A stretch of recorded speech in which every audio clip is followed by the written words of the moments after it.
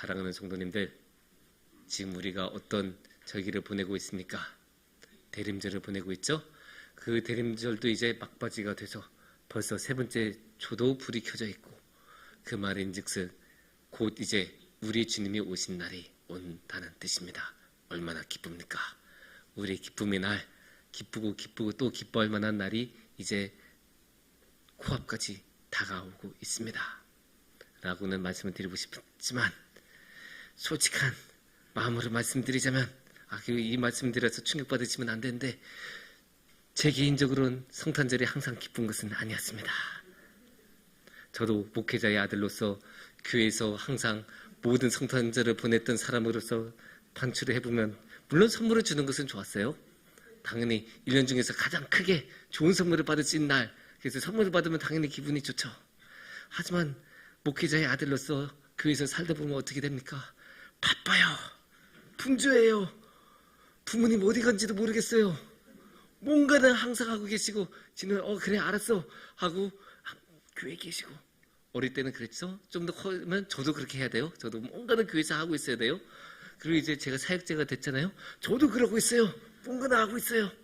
특히 지금이야 그냥 교회에서 사니까 그러려니 하지만, 교육전도사 때는 특별히 주중에는 원래는 안 나오다가 이날 때는 꼭 나와야 되는, 추가적으로 나와야 되는 그런 날까지 되고, 항상 뭔가야 많이 분주하게 하는 날이었어요. 그것만 기억에 남아요. 그래서 다 지나가면 그래 이번 주 성탄절이긴 했지 라고 하고 쑥 지나가고, 그랬었던 날이 굉장히 많았어요. 그러다 보니까 성탄절이 왜 기쁩니까? 나한테 정말 기쁨이 다가온 게 맞나? 내가 기뻐해야 하니까 기뻐하려고 노력하는 건 아닐까? 그런 생각을 자주 하게 됐죠. 그것을 요즘에 젊은 친구들을 뭐냐고 하냐면 억텐이라고 해요. 우리 겸비 친구는 알죠? 억텐. 억지로 텐션을 끌어올린다. 억지로 텐션이 있는 척한다. 그래서 억지로 와 그래 나 기뻐 신난다 이렇게 하는 게 억텐이에요. 저는 사실 굉장히 지금 차분한 상태입니다. 하지만 그렇게 억텐을 부려야 할 때가 있어요. 근데 그러면 이제 솔직히 좀 별로잖아요. 억텐으로 하는 거는 한계가 있어요. 진짜 마음에 우러나와서 기뻐할 때는 10시간이고 100시간이고 100년이고 할 수 있죠. 하지만 사람 의지로 억지로 그렇게 끌어올린 거는 한계가 있어요. 그래서 우리는 한번 생각해 봐야 돼요. 이 날, 주님께서 오신 날이 왜 기쁨의 날인지. 그냥 다들 기뻐해야 한다고 말하니까, 예수님이 오시니까 기뻐해야 할 것 같으니까 기뻐한 게 아니라, 정말로 우리가 왜 기뻐해야 될까 한번 생각해보고, 우리가 정말로 마음에 우러나서 함께 기쁨을 누리는 그런 날이 되었으면 좋겠습니다. 그래서 우리가 다 함께 오늘의 말씀을 통해서 우리가 왜 기뻐해야 하는지, 왜 이 날이 우리에게 기쁨이 되는지에 대해 함께 생각을 나눠보는 시간을 가졌으면 좋겠습니다. 물론 이제 여러 방면으로 그 작업을 해볼 수가 있어요. 하지만 오늘은 숙련된 조교, 기쁨 전문가 동방 박사들을 통해서 그 작업을 해볼까 합니다.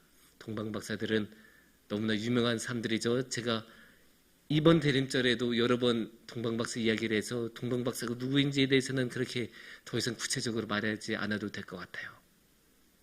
그런데 이제 이 동방 박사들이 어떤 모습을 보여주냐, 특히 9절과 10절의 그 모습이, 그 기뻐하는 모습이 잘 나타나 있는데, 9절은 배경을 보여주는 말씀이에요. 배경을 보여준다고 보시면 돼요. 그래서 9절부터 우리가 보시면, 박사들이 왕의 말을 듣고 갈새 동방에서 보던 그 별이 문득 앞서 인도하여 가다가 악이 있는 곳 위에 머물러 서 있는지라. 이 말씀의 주어는 박사들이에요. 그래서 박사들이 주도하면서 이 모든 일을 하고 있어요. 그래서 박사들이 이렇게 열심히 가다가 별이 어떻게 돼요? 별이 악이 위에 있는 곳에 딱 머물러 서 있었대요. 항상 그 별이 이동하면 그 별에 따라서 자기도 이렇게 걸어가는데, 그 별이 딱 이제 멈췄어요. 딱 멈추면 이제 어떤 생각이 들어요? 더 이상 갈 필요가 없다. 저 별이 멈춘 곳이 아기가 있는 곳이다. 그렇게 생각하는 게 당연한 거잖아요. 도착했구나. 먼 길을 낙타를 타고 헤매서 왔는데 이제 드디어 도착했다. 그 상황인 거예요. 그 배경인 거예요. 이제 드디어 더 이상 별이 움직이지 않고 우리의 목적지에 다다랐다. 그런 상황이 된 거예요. 그런 상황에 오자 그에 대한 반응이 어땠을까요? 그 반응은 우리가 10절에서 볼 수 있습니다. 그들이 별을 보고 매우 크게 기뻐하고 기뻐하더라. 해석이 따로 필요 없죠? 기뻐했다. 이 정도로 썼는데도 이걸 이해 못하면 곤란해요. 박사들은 기뻐했어요. 기뻐했어요. 근데 이 말씀을 보면 좀 특이한 게 있어요. 다시 한번 이 말씀을 보여주시면 그냥 기뻐한 게 아니에요. 기뻐하고 기뻐했어요. 근데 그냥 기뻐하고 기뻐한 것도 아니에요. 크게 기뻐하고 기뻐했어요. 그냥 크게 기뻐하고 기뻐한 게 아니에요. 매우 크게 기뻐하고 기뻐했어요. 아니 그렇게까지? 라는 생각을 할 법해요. 아니 얼마나 기뻐했길래 한 번, 두 번, 세 번이나 강조를 해서 그렇게 기뻐했다는 것을 말할까? 아니 좀 놀라잖아요. 그냥 기뻐했다라고만 써도 다 알아듣잖아요, 우리는. 근데 왜 이렇게까지 매우 크게 기뻐하고 기뻐했다라고까지 써야 했을까? 그리고 이거 자체가 좀 이상한 게 있어요. 왜 이 박사들은 이렇게까지 기뻐했을까? 거기에 대해서는 두 가지 이유가 있어요. 왜 이렇게까지 기뻐했을까라는 마음이 드는 게 제 이 말씀을 읽으면서 묵상하면서 들었던 솔직한 마음이에요. 왜냐? 첫 번째, 자기 아이가 태어난 것도 아니잖아요. 아브라함이 이렇게 기뻐했으면 이해가 돼요. 아브라함은 어때요? 아들을 정말로 원했잖아요. 한 50년간은 아들이 태어나기 기다렸어요. 그러다가 이삭이 태어난 걸 보면 어때요? 그때는 정말로 정말로 기뻐했어요. 기뻐하겠죠. 내가 그렇게 기다리던 나의 아들이 태어났구나 하면서 기뻐했을 텐데 이 동방박사들은 자기 아들이 아닌데도 이렇게 기뻐해요. 이게 첫 번째로 특이하고, 두 번째로 특이한 것은 그 아기를 직접 본 것도 아니잖아요. 이 박사들이 본 거는 별이 움직인 게 멈췄다는 것을 본 거지, 이 아기를 지금 직접 만난 것도 아니에요. 그 부모를 만난 것도 아니고 그 아기를 봤다는 사람을 만난 것도 아니에요. 그냥 별 하나 보고 이렇게 기뻐했어요. 그러니까 이게 좀 특이하죠. 아니 뭐 그렇게까지 기뻐했을까? 그런 마음이 솔직히 들 수밖에 없어요. 그래서 우리는 여기서 봐야 돼요. 왜 이 동방박사들은 이렇게까지 기뻐했을까? 거기에 대해서도 우리는 두 가지 이유를 찾아볼 수 있어요. 첫 번째, 오랫동안 기다려왔다는 거예요. 오랫동안, 정말 오랫동안 동방박사들은 이 태어날 아기 예수님을 기다려오고 기다리고 기다렸어요. 우리가 9절에 다시 한번 보면 이렇게 말씀하시죠.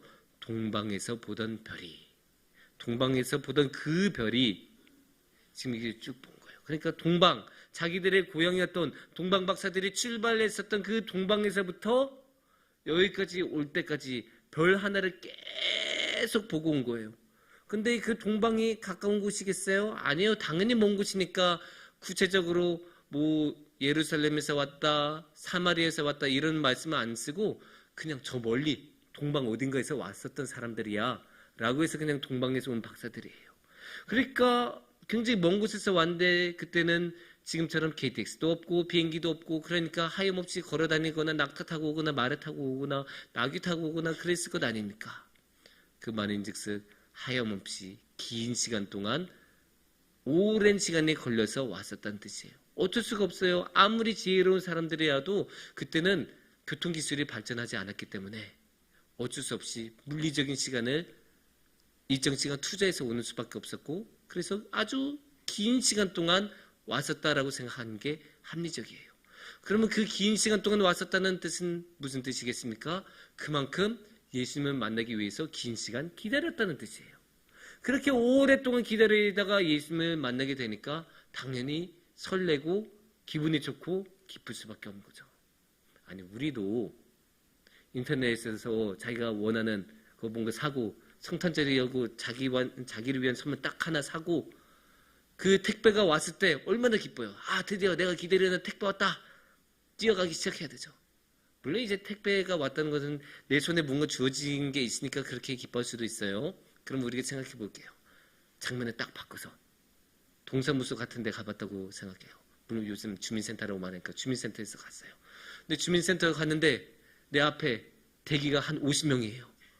정말로 그렇게 한숨이 나올 때가 있죠. 50명이나 서 있는데 이거는 좀 급하게 처리해야 된 거여서 내일 못해요. 그러면 어떻게 합니까? 어쩔 수 없이 기다려서 앉아있을 수밖에 없잖아요. 그렇게 하염없이 기다리고 앉아있다가 드디어 내 차례가 되면 동사무소에서 자기 차례가 되었다고 해서 뭔가 주는 거 아니잖아요. 내 손에 얻는 것 아무것도 없죠. 그럼에도 불구하고 그렇게 오랜 시간 동안 기다리다가 자기 차례가 되면 기분이 좋잖아요. 드디어 이제 내 차례가 됐다.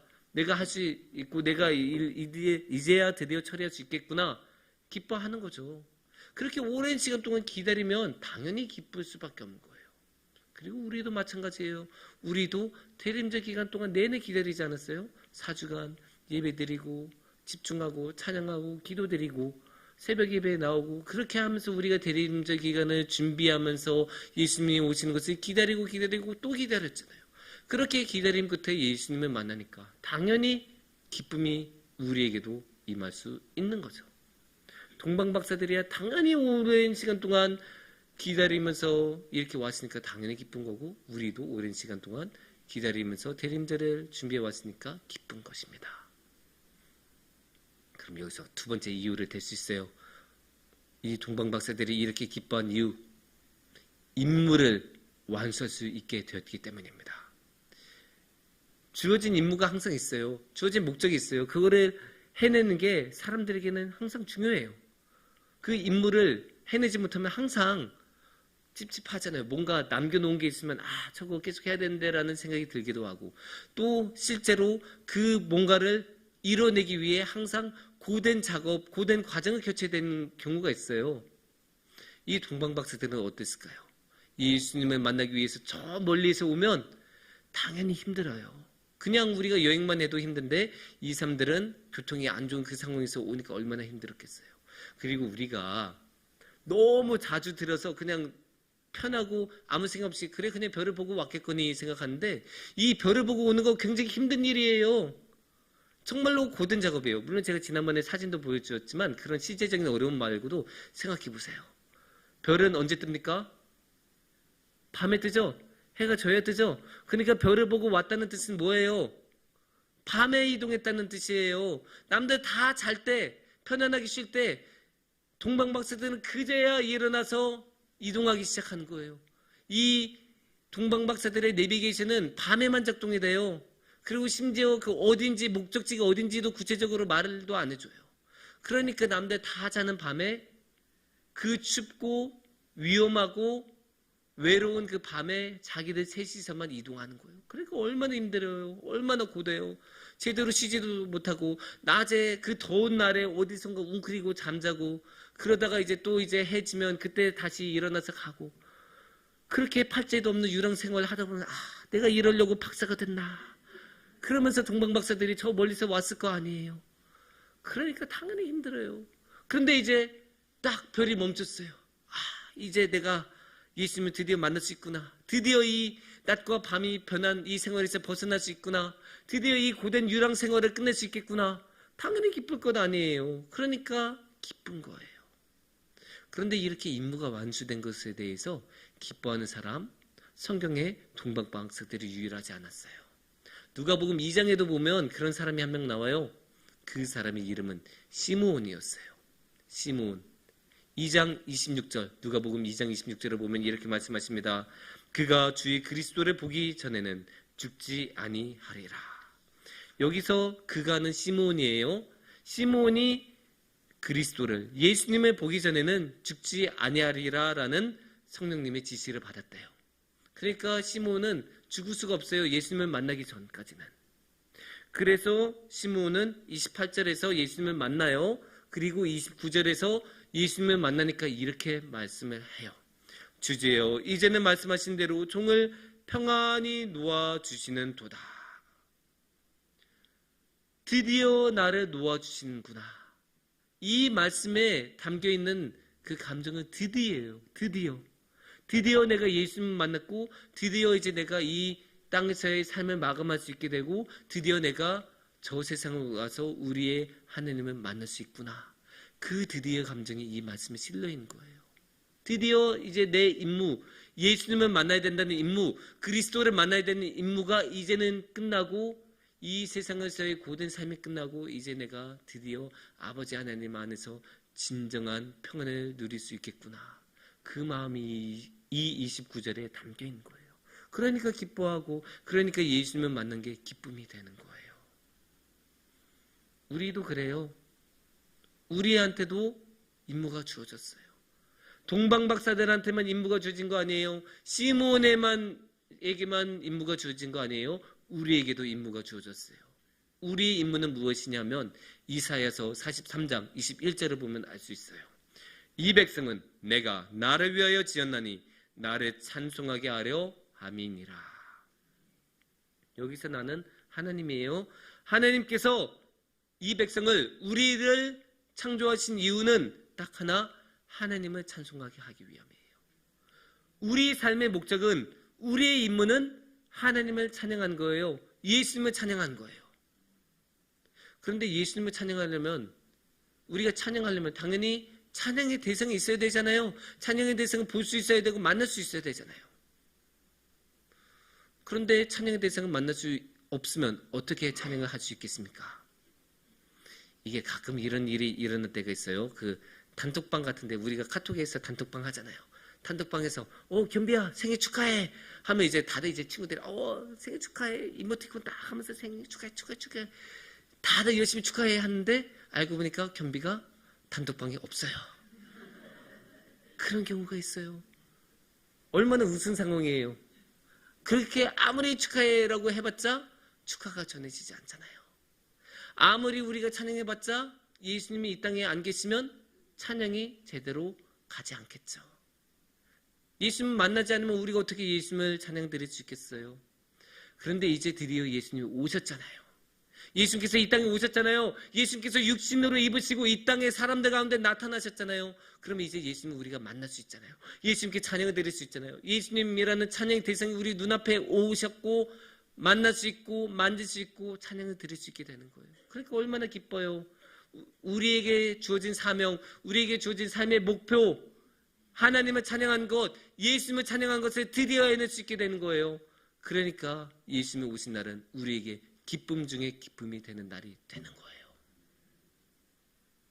그리고 여기서 마지막 한 걸음 더 나아갈 수 있어요. 이 모든 이야기를 되돌릴 필요가 있어요. 지금까지는 왜 우리가 예수님이 태어난 날에 기뻐했는가를 살펴봤는데, 여기서 방향을 바꿔서 왜 이 날이 예수님께 기쁨이 되었을까를 볼 수도 있어요. 왜냐하면 이 날은 예수님께도 기쁨이 된 날이에요. 예수님이 태어나신 날은 예수님께도 기쁨이 되는 날입니다. 물론 예수님의 생일이어서 예수님이 선물 받으셔서 그런 거 말고 진짜 예수님께도 기쁨이 되는 날이에요. 왜냐? 방금 전에 말씀드린 두 가지, 오랫동안 기다린 것, 임무를 완수한 것, 이거 두 가지 모두 예수님께도 해당이 되거든요.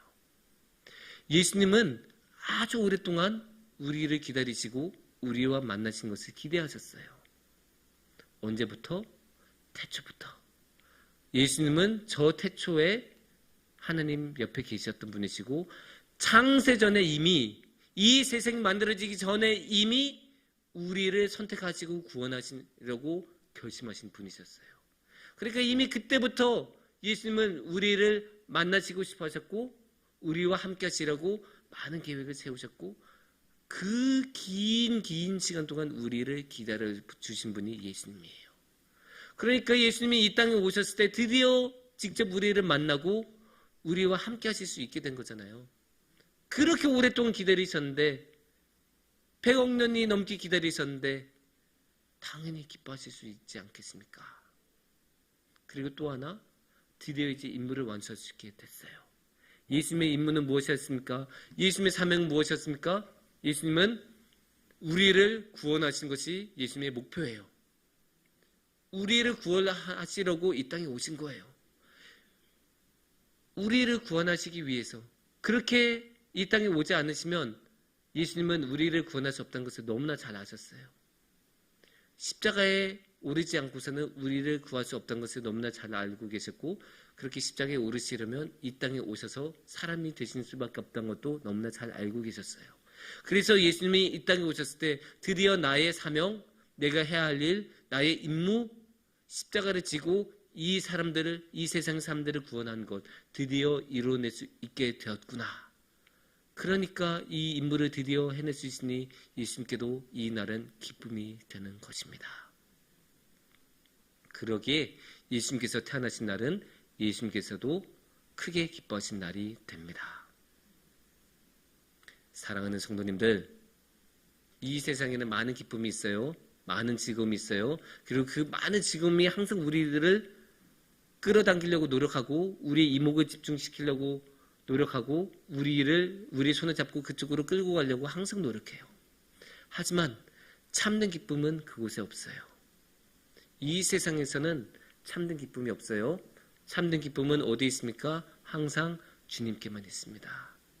항상 십자가에 주님께만 있고 그 십자가의 주님은 우리를 만나기 위해 아주 오랫동안 기다려 오셨고 우리를 만나신 것 자체 그거 하나만을 목표로 가지고 오신 분이십니다.